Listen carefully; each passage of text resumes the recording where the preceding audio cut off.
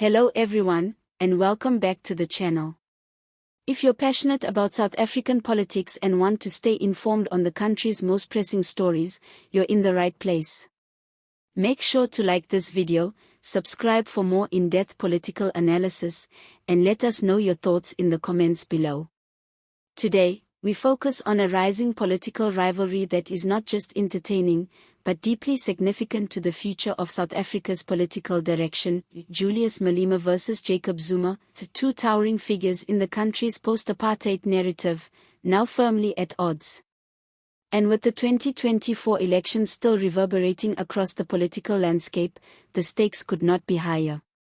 During a recent campaign stop in Ward 16 in Koppies, Free State, Julius Malema, the commander-in-chief of the Economic Freedom Fighters, tore into former President Jacob Zuma with trademark flair and fury.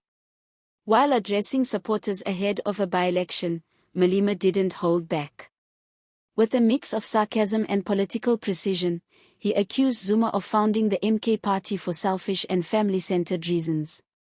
Zuma is about himself and about his family. That's why he went to form that Spaza Shop, Malema said to rapturous applause. These weren't just rhetorical jabs. This was a deliberate attack on the political legitimacy of Zuma's new party, Umkhonto we Sizwe, a name borrowed from the ANC's former armed wing. Malema's language was loaded, calling MK a Spaza Shop, a term suggesting it's a small, informal, and unprofessional operation with no long-term credibility. Let's unpack the layers here. Malema's attack was more than personal. It was ideological. It was historical. And it was strategic. By invoking the term Spaza Shop, he wasn't just mocking the party's structure.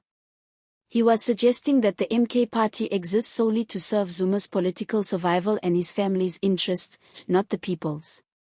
The EFF leader argued that Zuma only formed MK because he could no longer control the ANC. That, in Malema's words, Zuma was never a true revolutionary, but a man who believes in shortcuts and abandoned principle the moment it became inconvenient. Malema sees the MK Party as a factional vanity project, a Trojan horse designed to fracture the black vote and keep Zuma politically relevant. And make no mistake, this rivalry is deeply personal and deeply political. Julius Malema and Jacob Zuma share a history. Malema was once a fierce defender of Zuma during his rise to the presidency.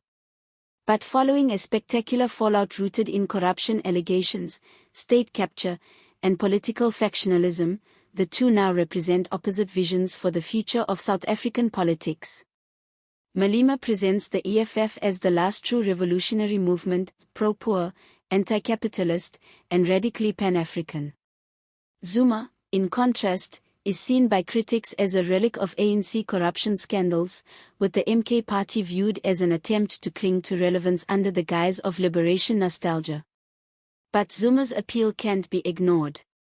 He remains hugely influential in parts of KwaZulu-Natal and Gauteng. The MK Party's rapid rise, and its success in certain municipalities, is proof that Zuma still commands a following, especially among older voters who see him as a victim of political persecution. Malema's challenge is to puncture that narrative, and he's doing so with laser focus. In his Koppies address, he told supporters not to be fooled by fake revolutions and family-run parties that use the legacy of the struggle as a marketing gimmick. "We are not here to entertain the noise," he said. "We are here to bring real change for black people and the working class." It's a message that resonates. With rising unemployment, violent protests, and crumbling infrastructure plaguing municipalities, voters are increasingly disillusioned. The ANC's dominance is weakening, coalition politics is becoming the norm, and South Africans are desperate for genuine leadership. Malema is banking on that desperation, presenting the EFF as the disciplined, ideologically pure alternative. But his attacks on Zuma also carry risk. The MK Party isn't just a political irritant, it's a potential kingmaker in provinces where no party has a clear majority.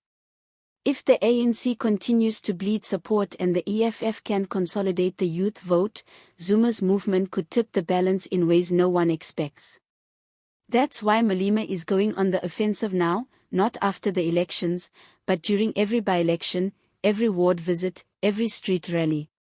He understands the power of narrative, and he's making sure that wherever the EFF goes, people hear one message loud and clear: Zuma's MK Party is not the solution, it's the distraction. Malema also stressed that the EFF's revolution is rooted in structure, accountability, and mass participation. He drew sharp contrasts between how his party elects its leaders and how, according to him, Zuma simply hands power to his children and loyalists. It's a clear attempt to paint the MK Party as a feudal operation, in stark contrast to the EFF's modern, populist left machinery. But will this strategy work? The 2024 elections showed us that party loyalty is no longer guaranteed. The ANC's fall below 50% marked a political earthquake. South Africans are ready for alternatives. Whether that alternative is the EFF or the MK Party depends on who can best convince voters they are fighting for the people, not for power. And the battlegrounds are local. By-elections in places like Koppies may seem small, but they reflect a national mood. If the EFF wins more wards in neglected municipalities, it strengthens its claim to represent the future. If the MK Party gains ground, Zuma's comeback narrative gains traction. This is why Malema's comments must be viewed not just as an attack, but as a declaration of war, a war for hearts, minds, and ballot papers. His goal is to squeeze the MK Party out of relevance before it can become a serious competitor in the 2026 local government elections. And if that means mocking Zuma, invoking family politics, and calling the party a Spaza Shop, then so be it. Malema is playing to win. The big question now is, how will Zuma respond? Will he continue to ride the wave of anti-ANC sentiment and ignore Malema's provocations, or will he hit back and escalate the feud? Either way, we're looking at a political confrontation that could reshape the country's entire post-liberation trajectory. So, what do you think? Is Julius Malema right to call out Zuma's MK Party as a personal vehicle for influence? Or is he simply threatened by a rival who's eating into his voter base? Is the EFF truly the last revolutionary party, or has it become just another player in a broken system? Let us know in the comments below. Be sure to like, share, and subscribe if you found this analysis valuable. Thanks for watching, and as always, stay informed, stay critical, and we'll see you in the next video.